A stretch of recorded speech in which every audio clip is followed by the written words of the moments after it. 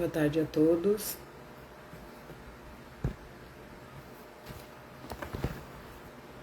Shalom, shalom, povo abençoado de Deus.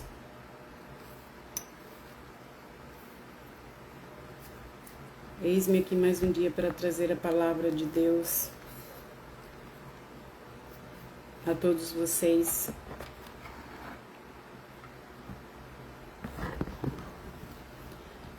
Eu iniciei esse projeto onde eu estou falando sobre o amor de Deus de Gênesis a Apocalipse. De Gênesis a Apocalipse, e eu li o capítulo 7 e hoje é o capítulo 8. E hoje eu resolvi fazer ao vivo, né? Vamos lá. Vamos orar. Vamos aguardar um pouco.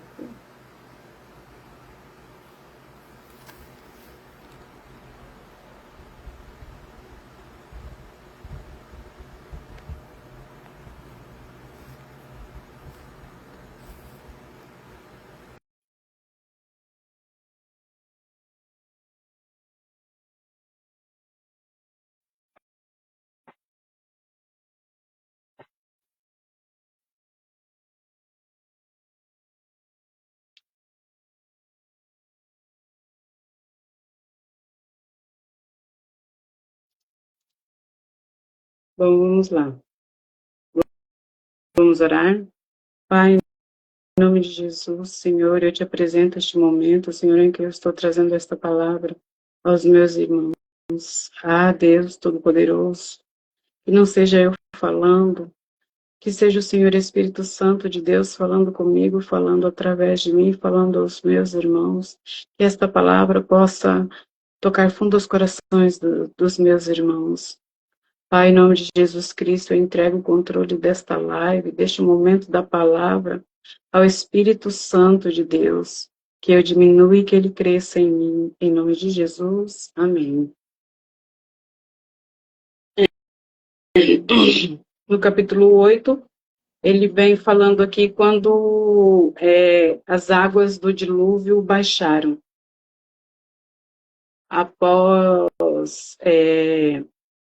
Após Deus mandar o dilúvio, né, ali Noé vinha a chuva do céu e as torrentes de águas da terra, os mares, os lagos também, eles irromperam, né? Então era água por baixo e era água vindo por cima. E aqui no capítulo 8 vem falando que as águas do dilúvio, elas baixaram. Então Deus se lembrou de Noé e de todos os animais selvagens e domésticos que estavam com ele na arca. Deus fez soprar um vento sobre a terra e as águas do dilúvio começaram a baixar.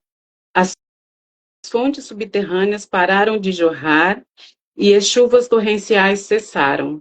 Então aqui, da mesma forma que Deus fez explodir as fontes subterrâneas para cima e a chuva cair do céu, ele fez cessar, né, a torrente das águas para cima e as chuvas do céu, e dessa forma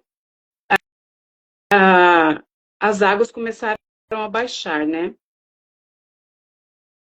As águas do dilúvio foram baixando aos poucos. Depois de 150 dias, exatamente 5 meses depois do início do dilúvio, a arca repousou sobre as montanhas de Ararat.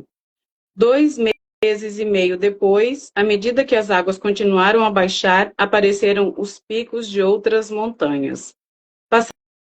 Passados mais 40 dias, Noé abriu a janela que havia feito na arca e soltou um corvo, que ia e voltava, até as águas do dilúvio secarem sobre a terra. Noé também soltou uma pomba para ver se as águas tinham baixado e se ela encontraria terra seca. Mas a pomba não encontrou lugar para pousar, pois a água ainda cobria todo o solo. Então a pomba retornou à arca e Noé estendeu a mão e a trouxe de volta para dentro. Depois de esperar mais 7 dias, Noé soltou a pomba mais uma vez. Quando ela voltou a entardecer, trouxe no bico uma folha nova de oliveira. Noé concluiu que restava pouca água do dilúvio. Esperou outros 7 dias e soltou a pomba novamente. Dessa vez, ela não voltou. Então, Noé, a cada 7 dias, ele fazia isso. Ele soltava a pomba. Primeiro, ele soltou um corvo, que ia e voltava. Depois, ele soltou uma pomba. E a pomba, no primeiro dia, foi e voltou rapidamente. Aí, após 7 dias, ele soltou, ela veio com uma folha de oliveira no bico. Aí ele viu que estava baixando, aguardou mais 7 dias. E assim ele fez sucessivamente, até ele perceber que as águas tinham baixado completamente. Quando ela voltou a entardecer, Noé concluiu que restava pouca água do dilúvio. Esperou outros 7 dias e soltou a pomba novamente. Dessa vez ela não voltou. Noé tinha completado 601 anos. No primeiro dia do ano novo, 10 meses e meio depois do início do dilúvio, quase não havia mais água sobre a terra. Noé levantou a cobertura da arca e viu que o solo estava praticamente seco. Mais 2 meses se passaram e, por fim, a terra estava completamente seca. Então, as chuvas demorou 10 meses, mais ou menos, até o início do dilúvio e até as águas secarem e a terra secar as águas baixarem e a terra secar completamente. Então, Deus disse a Noé: saiam da arca você, sua mulher, seus filhos e as mulheres deles. Solte todos os animais, as aves, os animais domésticos e os animais que rastejam pelo chão, para que sejam férteis e se multipliquem na terra. Noé, sua mulher, seus filhos e as mulheres deles desembarcaram. Todos os animais, grandes e pequenos, e as aves saíram da arca, um casal de cada vez. Em seguida, Noé construiu um altar ao Senhor e ele ofereceu como holocausto alguns animais e aves puros. O aroma do sacrifício agradou o Senhor, que disse consigo: nunca mais amaldiçoarei a terra por causa do ser humano, embora todos os seus pensamentos e seus propósitos se inclinem para o mal desde a infância. Então Deus, da mesma forma que ele se arrependeu de ter feito a terra e mandou um dilúvio para destruir, ele também se arrependeu de ter destruído a terra através do dilúvio. E ele percebeu, e com aquele sacrifício de Noé, quando ele sentiu o cheiro, o aroma agradável do sacrifício de Noé, ele decidiu que nunca mais destruiria a terra por causa do ser humano, né? Nunca mais destruirei todos os seres vivos. Enquanto durar a terra, haverá plantio e colheita, frio e calor, verão e inverno, dia e noite. Agora estamos no capítulo 9. Então Deus abençoou Noé e seus filhos e lhes disse: sejam férteis e multipliquem-se, encham a terra. Todos os animais da terra, todas as aves do céu, todos os animais que rastejam pelo chão e todos os peixes do mar terão medo e pavor de vocês. Eu os coloquei sob seu domínio. Assim como dei a vocês os cereais e os vegetais por alimento, também lhe dou os animais. Mas nunca comam carne com sangue, pois sangue é vida. Então, aqui a primeira proibição de Deus é que o ser humano se alimentasse de carne com sangue, né? Porque a vida está no sangue. Exigirei o sangue de todo aquele que tirar a vida de alguém. Se um animal selvagem matar alguém, deverá ser morto. Quem cometer assassinato também deverá morrer. Quem tirar a vida humana por mãos humanas perderá a vida. Pois eu criei o ser humano à minha imagem. Então, Deus vem declarando aqui, dizendo aqui que proíbe qualquer tipo de morte, qualquer tipo de assassinato, que o animal que matasse um ser humano teria que morrer, e todo ser humano que matar outro ser humano também teria que morrer, porque o ser humano, Deus nos fez a sua imagem e semelhança. Nós somos a semelhança de Deus. Então, Deus aqui já deixa um decreto. Eu fiz o ser humano e somente eu tenho o direito de tirar a vida. E o ser humano que tirar a vida de outro ser humano, ele morrerá. Agora sejam férteis e multipliquem-se, povoem a terra outra vez. Então, Deus disse a Noé e seus filhos: confirmo aqui minha aliança com vocês, seus descendentes e todos os animais que estavam com vocês na embarcação. As aves, os animais domésticos e os animais selvagens, todos os seres vivos da terra. Sim, confirmo minha aliança com vocês. Nunca mais os seres vivos serão exterminados pelas águas. Nunca mais a terra será destruída por um dilúvio. Então Deus disse: eu lhes dou um sinal da minha aliança com vocês e com todos os seres vivos para todas as gerações futuras. Coloquei o arco-íris nas nuvens, coloquei o arco-íris nas nuvens. Ele é o sinal da minha aliança com toda a terra. Quando eu enviar nuvens sobre a terra, nelas aparecerá o arco-íris, e eu me lembrarei da minha aliança com vocês e com todos os seres vivos. Nunca mais as águas de um dilúvio destruirão toda a vida. Ao olhar para o arco-íris nas nuvens, eu me lembrarei da aliança eterna entre Deus e todos os seres vivos da terra. Então Deus disse a Noé: este arco-íris é um sinal da aliança que confirmo com todas as criaturas da terra.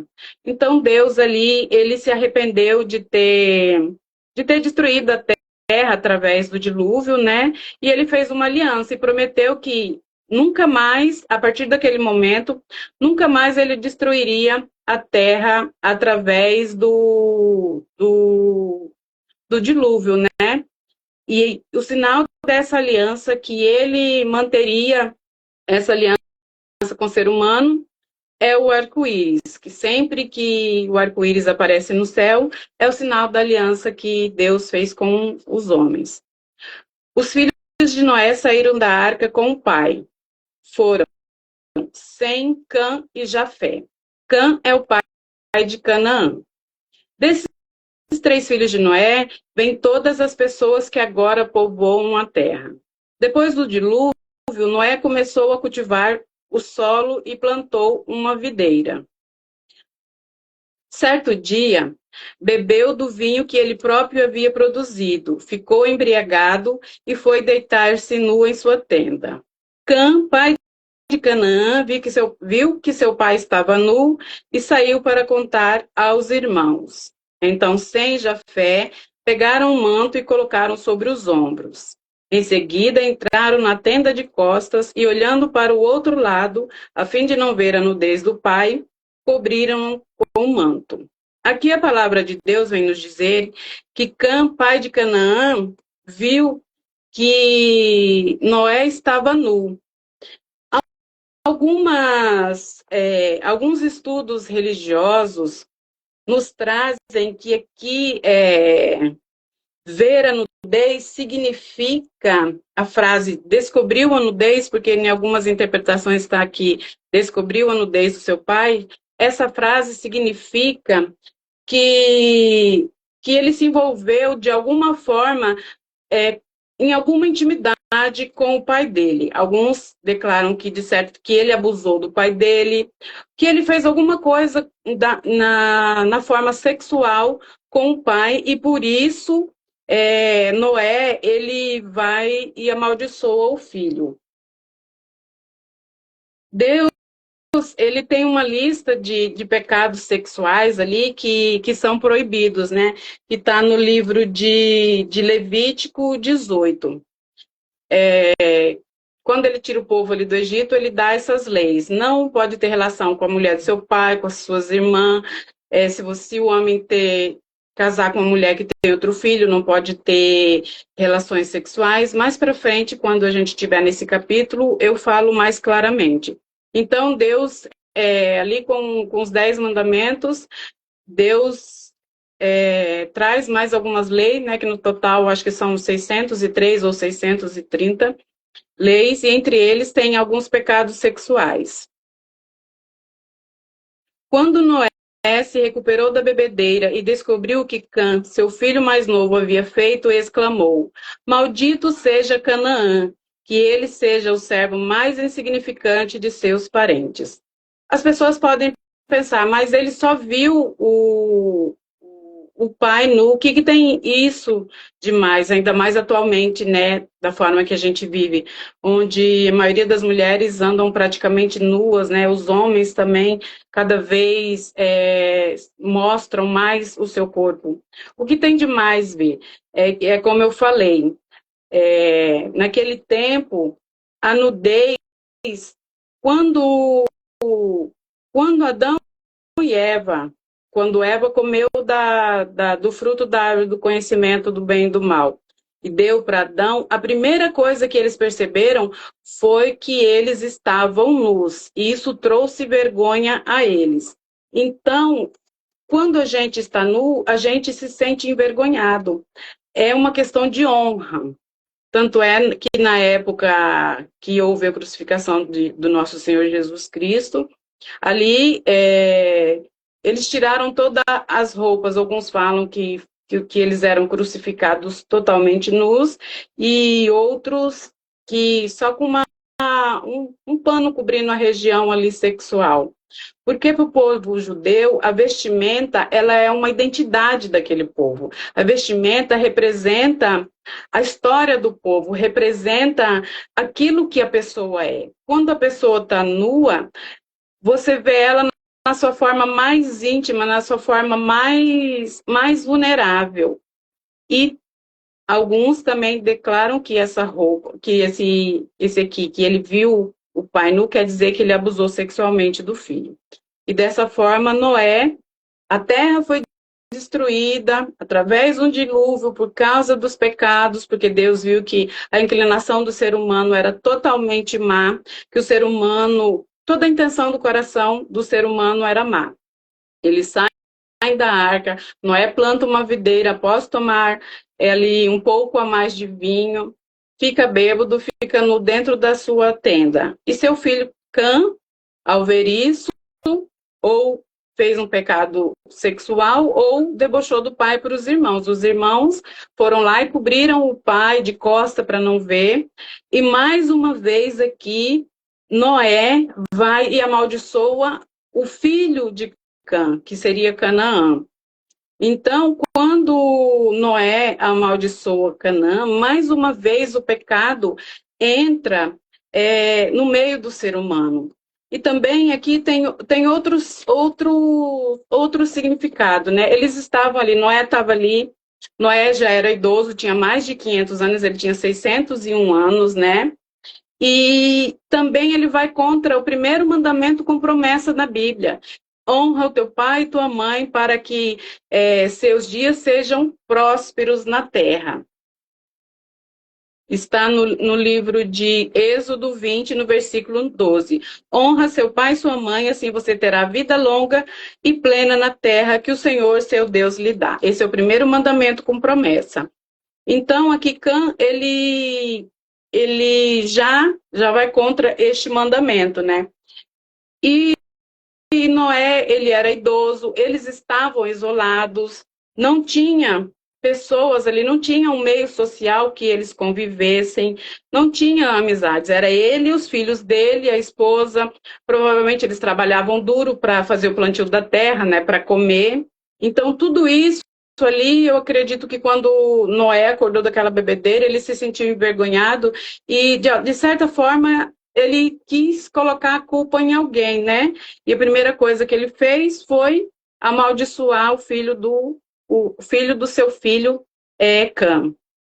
E disse ainda: Bendito seja o Senhor, o Deus de Sem, e que Canaã seja servo de seu irmão. Que Deus amplie o território de Jafé, que Jafé compartilhe da prosperidade de Sem e Canaã seja seu servo.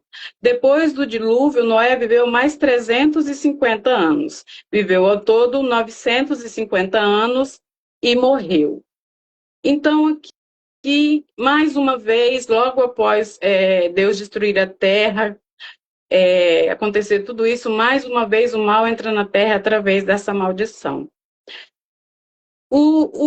os descendentes de Canaã são os povos que é o povo que vai se tornar ali inimigo dos judeus. É o povo que vai contender com o povo de Deus. Tanto é que quando foram para o povo entrar na terra de Canaã, Deus fala: destrua todos os povos dessa terra, os heveus, os jebuseus, os cananeus. Não casem com as filhas, não deem seus filhos em casamento para a filha delas, não consintam que seus filhos casem com suas filhas. Não tenha nada com esse povo, porque se você estiver qualquer coisa com esse povo, eles vão contaminar vocês. Eles vão contaminar vocês. E através dessa maldição que aconteceu tudo isso. Então, a palavra de Deus, aqui, apesar de tudo que Deus fez, o ser humano, ele é falível, ele é falho. E o vinho aqui tirou totalmente a lucidez de Noé, né? E ele embebedou e provavelmente acordou no outro dia de ressaca, envergonhado, e ao saber disso ficou furioso. Mas o que nós temos que ter em conta aqui é que Deus se arrependeu de ter feito isso. E ele fez uma aliança novamente com o povo de Deus, que começaria ali a partir de Noé, né? E ele declarou que daquele momento em diante jamais destruiria a terra novamente através do dilúvio. E deixou como sinal para todos nós, né, a confirmação dessa aliança através do arco-íris, né? Sempre que a gente vê um arco-íris no céu, a gente tem que ter consciência, né, que essa foi a aliança que Deus fez conosco. Bom, amanhã eu dou continuidade a esse ensino, né, que Deus colocou no meu coração, que é o amor de Deus de Gênesis a Apocalipse, né? Lembrando que o pecado, ele existe sim, mas nós temos que nos entregar ao Senhor Jesus, nós temos que nos entregar a Deus e pedir forças ao Espírito Santo, ao Senhor Jesus, me ajuda na minha fraqueza. Nós temos que ter consciência que nós temos um Deus que luta por nós temos um Deus que sempre que a gente se aproxima dele, ele se aproxima de nós. Nós temos que ter essa consciência e ter isso em mente. O Senhor, ele está à distância de uma oração. Ele está só aguardando que nós nos acheguemos a ele. Porque Satanás, ele chega com tudo, ele chega destruindo, mas Deus não. Deus, o Espírito Santo, o Senhor Jesus, eles esperam que você o chame. E a partir do momento que você chamar, ele está ali disponível, ele está pronto para te ajudar, para te auxiliar. Que nós possamos, nesse dia, nos achegar aos pés do Senhor Jesus, pedir ajuda ao Espírito Santo de Deus que nos ajude na nossa fraqueza. Nós somos seres humanos, nós somos falíveis, nós somos suscetíveis de erro. Mas nós temos que diariamente, nas nossas orações, pedir perdão para Deus, pedir para o Espírito Santo de Deus nos ajudar nas nossas fraquezas e nos ajudar naquilo que nós não temos forças. Eu espero que essa palavra possa ter ajudado vocês. Fiquem todos com a paz do Senhor. Uma excelente tarde.